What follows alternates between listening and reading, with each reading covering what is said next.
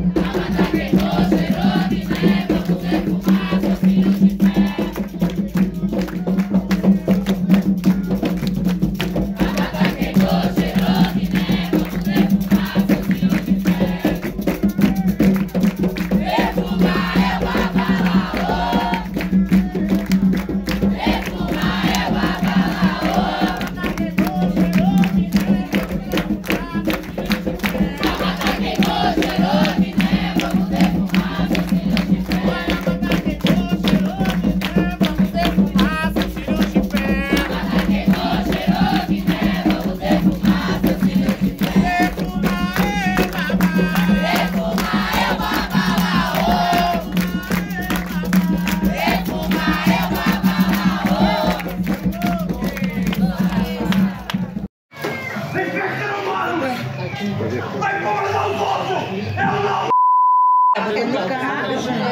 Bom, agora já tem que sair. Não sai, chama a polícia. Não, gente, não sai, gente. É melhor chamar a polícia. Chama a polícia, chama a polícia. Você não falou não, é não. Vocês não têm respeito. Você é louco. Chama a polícia. Não sai. Pai, vamos continuar cantando, pai. Vamos continuar cantando. É isso aí, gente. Gente, vem. Gente, sai da porta. Sai. Eu quero que vocês só chamem a polícia. Cadê meu celular?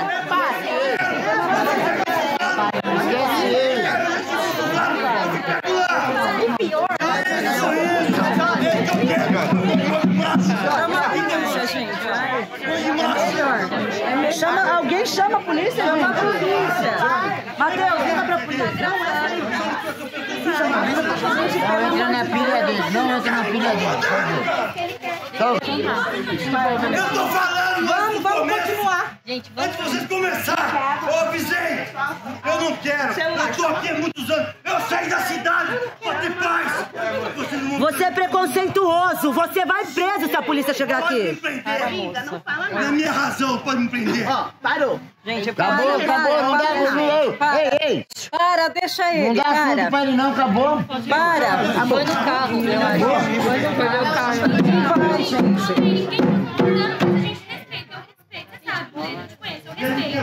Eu respeito muito a religião de todo mundo. Não respeita não, porque você era a primeira que tá criando. A gente fica quieto. Quem é, menina? Ele é da antiga, então. É bom chamar que ele tá... Mas agora ele vai ter que aceitar. Nós somos vizinhos. Sim, agora é de dia. Agora ele vai ter que nos aceitar. Gente, eu quero ouvir o que a moça tá falando. Silêncio! Eu sou obrigada também mesmo se eu tivesse. Vocês não entenderam, meu pai.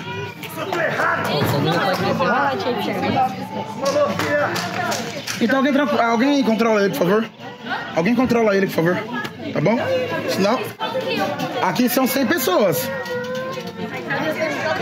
Não, ninguém vai bater em ninguém. A gente tá se respeitando. Ninguém tá querendo bater, gente. Quem tá invadindo é ele. Quem tá faltando com respeito é É ele. de tarde agora, 2 da tarde. Por favor, moça. Aqui não é invadido, não é roubado. Aqui foi comprado igual de vocês. Acreditam que a intolerância religiosa está diretamente ligada ao racismo? Normalmente, não só no Brasil, no mundo, né? Qualquer coisa que remete à cultura afro, ela não é bem vista, nunca foi bem vista. A capoeira não foi bem vista, o samba não foi bem visto, nada que veio do nosso povo foi bem visto. E a religião é a mesma coisa. O candomblé era crime, todo mundo sabe disso. Ter a nossa fé, cultuar os nossos orixás era crime, por isso que a gente fez o sincretismo com santos católicos, para poder continuar a nossa cultura, mesmo que de forma mínima. Então só isso já dá para perceber que é racismo. As pessoas fingem que não, as pessoas velam que não, mas quem vive na nossa pele sabe disso. Quem nasce com essa cor e vive todos os dias isso sabe que é. A gente vê os olhares, a gente vê os comentários. E é muito difícil você explicar para uma pessoa não negra esse tipo de coisa, como é viver desse jeito. Óbvio que eu tenho pele clara, então eu não sofro tanto quanto uma pessoa retinta, quanto a minha mãe sofreu. Mas ainda assim eu percebo os olhares, sabe? De você ter vergonha dos seus traços. Hoje eu não tenho mais, mas eu tinha vergonha da minha mãe quando eu era menor, tipo, sabe? Porque minha mãe é negra de pele escura. Então quem vive isso sabe. E assim, eu sempre... Eu ouvindo ela falar isso, é meio que um choque, porque eu nunca ouvi minha filha falar que teve vergonha da mãe dela por a mãe dela ser negra. Hoje é a primeira vez. E meio que... normal. Porque quando você é criança, ele sofre preconceito. Na escola, na rua. E eu sempre passei para os meus filhos, você é negro sim, você é lindo, você não tem que baixar a cabeça, só que é difícil eu falar, porque eu sei as coisas que eu passei quando eu era criança, os apelidinhos que a gente tomava, e passar esse empoderamento para eles, enquanto eles são crianças, é difícil. E complicado, porque É difícil você ver um filho pegar uma buchinha, esfregar a sua pele, por ter vergonha de ser preto. Porque na escola, escuta, que preto é sujo, que preto é feio. E hoje eu tenho muito orgulho de cada um dos meus 6 filhos. E eu vejo elas empoderadas, eu vejo os meninos, sabe, vaidosos. Porque eu sempre falei pra eles, você vai no mercado, você vai dali à esquina, você leva o seu documento, você anda arrumadinho. Porque se você tiver maloqueiro, se você tiver sujo, a polícia vai te parar. Então eles sempre cresceram com isso. Mas assim, tenho orgulho dos filhos negros que eu criei. Porque enquanto eles eram pequenos, não tinha, né, a informação. Porque eu via na escola, preto é isso, preto é aquilo, preto é feio, preto é sujo, preto fede. E hoje eu vejo minhas filhas, eu vejo meus filhos, eu tenho muito orgulho. Com tantos erros que eu tive, porque ninguém é perfeito, mas hoje eu tenho orgulho de cada um deles. Eu tenho orgulho de quando eles saem pra fora para ir trabalhar, porque eu criei homens negros e mulheres negras de valores, sabe? Eu criei eles para enfrentar o mundo, mesmo doendo dentro de casa. Eu tinha medo da polícia parar um filho meu, uma filha minha, porque são pretos, porque eles não fazem distinção se é homem ou se é mulher. Então assim, eles saem, eu falo, saem de cabeça erguida, porque todos trabalham, são honrados e assim, todos têm orgulho da religião que tem, da religião que somos. Somos sim candomblecistas, somos negros, somos dos nossos ancestrais. Lá na minha rua, embora tenha um terreno, mas tem muito preconceito. E quando a gente sai de branco, quando a gente arruma nossas malas para vir para cá, pro nosso ilê, eu saio de cabeça erguida. Mas um dia eu tive vergonha. Não quando eu vim para cá, em outro lugar que eu ia. Um dia eu tive vergonha. Eu tinha vergonha de sair ali na frente do meu branco sagrado, do branco que salvou minha vida, da religião que salvou minha vida, que salvou a vida dos meus filhos, que salvou a vida do meu filho. Hoje eu não tenho vergonha nenhuma de carregar o meu filho e de vestir o meu branco.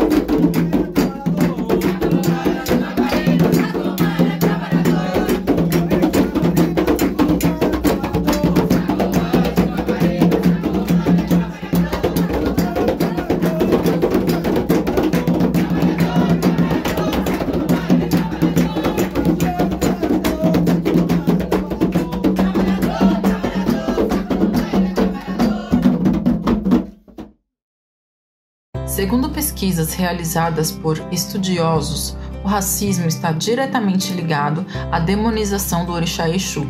De acordo com a estudiosa Lisandra Pingo, autora da pesquisa Uma Análise das Múltiplas Faces de Exu por meio de canções brasileiras, contribuições para reflexões sobre o ensino da cultura e da história africana e afro-brasileira, uma melhor compreensão sobre a entidade pode ajudar no combate ao racismo. Um dos tópicos citados na pesquisa feita por Lisandra é a associação feita do Exu com um demônio citado por religiões cristãs. Em alguns templos, pode ser observado cultos para a expulsão do demônio, intitulado muitas vezes pelos líderes religiosos como Exu. O estudo também pontua que a Igreja Católica também atribuía as qualidades do diabo, criado pela Igreja, aos índios e aos africanos, correlacionando-os assim ao racismo. Com tantas ressignificações que o culto africano iorubá sofreu desde a chegada dos africanos ao Brasil, a Umbanda, diferente ao Candomblé, possui sua origem em território brasileiro, onde a ancestralidade iorubá foi mantida, porém passou por várias mudanças e formas de interpretação. Mesmo depois de tantos anos, muito de tudo aquilo que vem do povo africano ainda é muito marginalizado, excluído, e não diferente assim acontece com as religiões. O orixá Exu, por suas características, na Umbanda passou a ser visto como Egum, espíritos de pessoas que foram marginalizadas durante suas vidas. A pesquisa realizada por Lisandra tem como fonte canções literárias que servem como análise, deixando claro menções racistas, de inferiorização, marginalização a Exu e tudo ao que vem do povo negro. Os últimos estudos indicam que houve um crescimento bem relevante nos atos discriminatórios com relação à fé no mundo inteiro nesse processo pós-pandemia. O que você, como pessoa cidadã, crédula dos dogmas africanos, da religião africana, acredita que deve ser a sua colaboração para que esse mal seja desarticulado? E pensando como educadora, vendo todas as dificuldades, porque querendo ou não, percebo e tenho identificado muitas crianças que essas mazelas, esses dizeres, essas coisas, vêm dos pais. Eles têm, querendo ou não, os pais, eles conseguem transmitir nem que sejam 50% para as crianças. E as crianças vêm trazendo isso, querendo, mesmo sabendo que hoje a sociedade mudou muito, a pandemia veio para mudar muito ainda, mas saber como lidar com essa criança hoje, saber que o cabelo dela é lindo do jeito que ela é, do jeito que ela foi colocada no mundo, saber que se ela pintar uma coisinha, mas é só porque ela quer, não é porque ela tem que fazer ou satisfazer, digamos, o que o coleguinha, que de repente não tem o mesmo tom de pele, mas que ele é bonito do jeito que ele é. Então, acredito que a minha contribuição para este mundo, para todas essas diferenças que são colocadas ou propostas para essas crianças hoje, que têm uma dificuldade de aceitar o seu corpo, a sua beleza, do jeito que ela é, com um pouquinho mais de cor, com um pouquinho menos, mas do jeitinho que ela veio ao mundo, do jeito que Deus preparou para ela ser. Essa eu acho que é a contribuição que eu tenho dado para as crianças, de poder identificar nelas e para que elas lá no futuro, como crianças, como adolescentes, como adultos, já com alguma familiaridade, saber como lidar com isso. Porque trazer isso de criança acaba se tornando, levando essas dúvidas, digamos assim, esses bullying que elas acabam sofrendo hoje, levar para uma vida adulta. O sentimento é uma coisa livre que não adianta eu querer impor que o outro sinta como ele vai sentir. A intolerância religiosa é uma realidade muito triste no mundo todo, em diversas culturas. No Brasil, a gente sabe, tá claro, que essa questão está diretamente relacionada ao racismo. Vocês, por serem negros, já passaram por algum tipo de preconceito que envolve a religião? Sim, já passei por diversas situações, inclusive em casa. cujo quando eu estava de quelê no pescoço, fui passar uma temporada em casa, um dos nossos resguardos, entendeu? Pro nosso santo. Inclusive minha avó, ela é evangélica, entendeu? Tipo assim, ela se desfez de mim. Minha mãe foi viajar e eu tive que guardar preceito em casa. Tive que ir pra escola, de quelê. Aí, o que acontecia? Minha avó, como ela é de uma religião oposta à minha, ela pegava e tipo assim, não me deu confiança. Sim. Então, tipo assim, eu ia pra escola e a gente, conforme está com o quelê, com a joia do nosso santo sagrado, a gente precisa de pessoas para amparar a gente, certo? E nessa questão, ela simplesmente virou as costas em todos os quesitos, entendeu? Tipo assim, ela me dava comida, no caso. Ela mora na casa à frente. Conforme ela via eu com as minhas vestes brancas, com o meu quelê enrolado, ela virava e falava que eu ia pro inferno e que não era coisa de Deus, essas coisas, que mais pra frente eu ia me arrepender amargamente do que eu estava fazendo pela minha escolha, que eu escolhi perante ao meu orixá. E mesmo porque é o momento quando a gente tá de quelê ali, que você tem que ter paz. Exatamente. Tem que ter acolhimento, sabe? Você não pode, sabe, se entristecer, passar nervoso. Porque é como se fosse um bebê que saiu do ventre. Sim. A gente acabou de nascer. Então tem que ter, o bebê precisa de cuidado, precisa de alguém pra amamentar. E a gente tá no auge da nossa sensibilidade, né? Nossa, tudo a gente sente, fica sensível pra tudo. E aí escutar isso é forte. Recentemente, a cantora Anitta e o ator Bruno Gagliasso, após postarem fotos com seus pais de santo em suas redes sociais, foram vítimas de intolerância religiosa. Eu quero saber o que vocês sentem por fazer parte. O que eu sinto por fazer parte do candomblé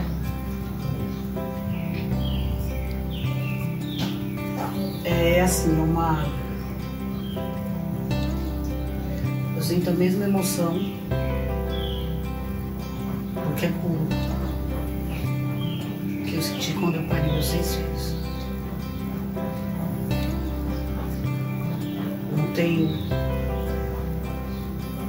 Eu não tenho como explicar. Quando eu tô aqui, os atabaques estão ali, os ogãs estão ali dando o seu melhor para chamar o orixá, para chamar uma entidade. É uma coisa que toma conta. Não tem. Eu não saberia te explicar, porque é uma coisa assim que te preenche. Que invade, né? Que te invade, que, sabe, que completa. O vazio que a gente sente no dia a dia, no vazio que a gente sente no amor, o vazio que a gente não, a realização que a gente não tem profissionalmente, quando a gente está no candomblé, eu esqueço, some tudo. Volto à minha casa assim que, se eu pudesse, vamos voltar de novo. Não vamos sair daqui. Não vamos sair de perto da energia que é do sagrado, da energia que é da entidade. Mas infelizmente a gente tem que sair. Então, assim, é essa mesma sensação. Pra mim, é uma sensação de quando eu pari meus filhos.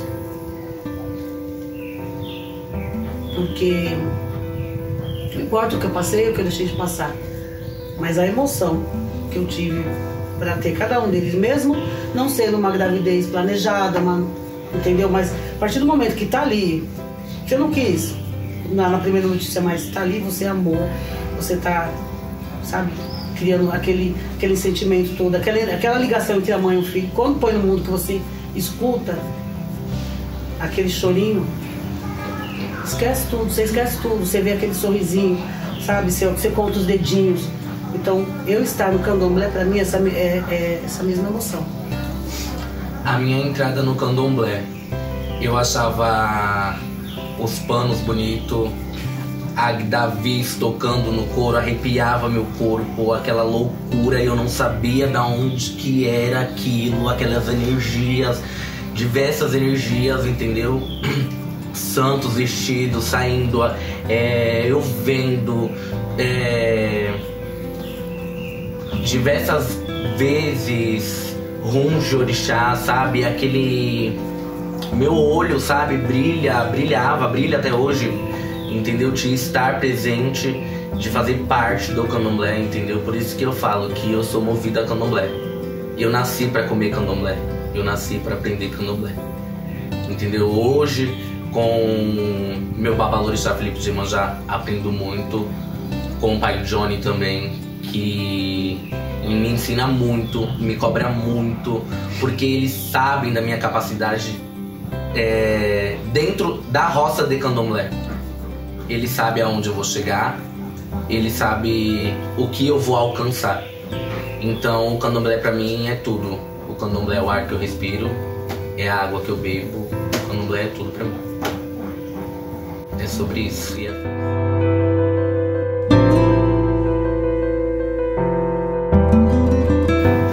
O candomblé pra mim é onde eu me encontrei. É onde... Eu, por ter sido uma pessoa sempre muito preconceituosa, como eu sempre falei, sempre fui muito preconceituosa com tudo, porque eu fui criada assim. Quando eu entrei aqui, eu cheguei bem no Pajé, e eu vi o rum de Euá e Oxumaré. Bem na hora que eu tava batendo palma, eles deram o bote. E aí, quando eles deram o bote, meu corpo todo se arrepiou, comecei a tremer, eu tava louca pra assistir batendo palma. Nem sabia se podia, se não podia, eu tava aqui. Aquilo me encheu, aquilo me preencheu. Foi quando eu olhei e falei, eu nasci pra isso.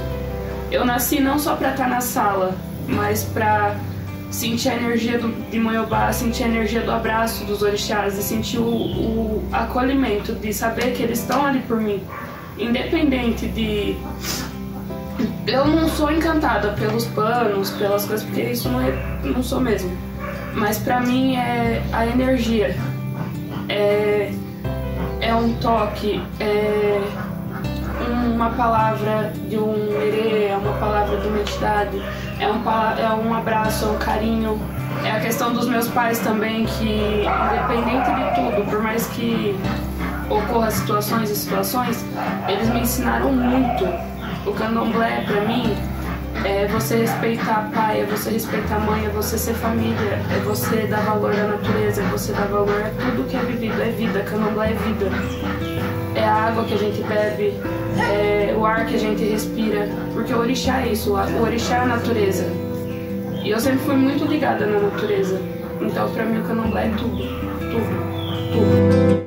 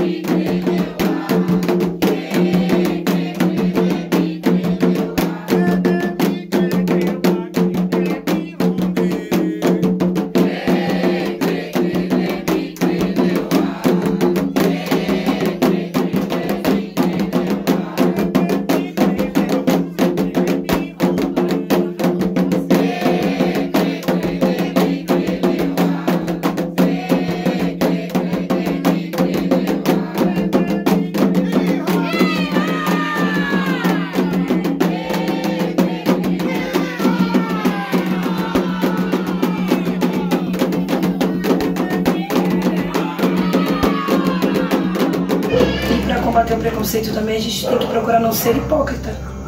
Falar e não fazer aquilo que a gente fala, aquilo que a gente prega todos os dias.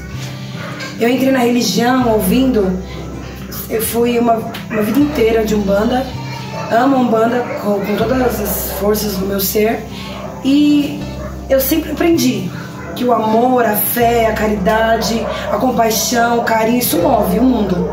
Então, se você é uma pessoa que prega a empatia, o se colocar no lugar do outro, o carinho, o amor e o afeto. Por que as outras pessoas de outras religiões não conseguem se pôr no nosso lugar? Mas eu consigo me colocar no lugar de um evangélico quando alguém passa por ele e fala um palavrão. Eu costumo julgar um evangélico só porque ele tá com uma Bíblia embaixo do braço. Qual é o problema? Nenhum. Eu já fui igreja católica, igreja evangélica. Eu procurei conhecer de tudo um pouco. De tudo um pouco. Eu acho que é bom a gente conhecer. Eu gosto de me colocar no lugar da outra pessoa. Eu gosto de saber o que aquela outra pessoa pensa. E eu gosto mais ainda de conversar sobre a minha religião com uma pessoa de uma religião totalmente diferente. Uma pessoa de mente aberta, que entende, que não tem preconceito. É gostoso você conversar com aquele evangélico, com aquela pessoa que fala: pô, eu acho bacana a sua religião, que legal. Eu tenho a minha, eu amo a minha religião, mas eu acho a sua legal. Eu acho bacana o jeito que vocês cultuam, o amor que vocês têm. Porque o candomblé, ele é lindo. Mas algumas pessoas acabam estragando com coisas fútil, coisas que não valem a pena. Então é por isso que muitas pessoas passam e falam: ah, olha lá o macumbeiro. Não, não sou macumbeira, sou candomblessista. Macumba é um instrumento tocado na África. Então eu não sou macumbeira, sou candomblessista. Como costumam dizer aquela frase que não é clichê, mas é a frase que a maioria das pessoas dizem: respeite o meu axé, porque eu respeito o seu amém. Eu respeito. Eu só não acho legal aquela pessoa que a minha religião é melhor que a sua. Não, a sua religião é boa, mas a minha também é. A sua é boa pra você, a minha é boa pra mim.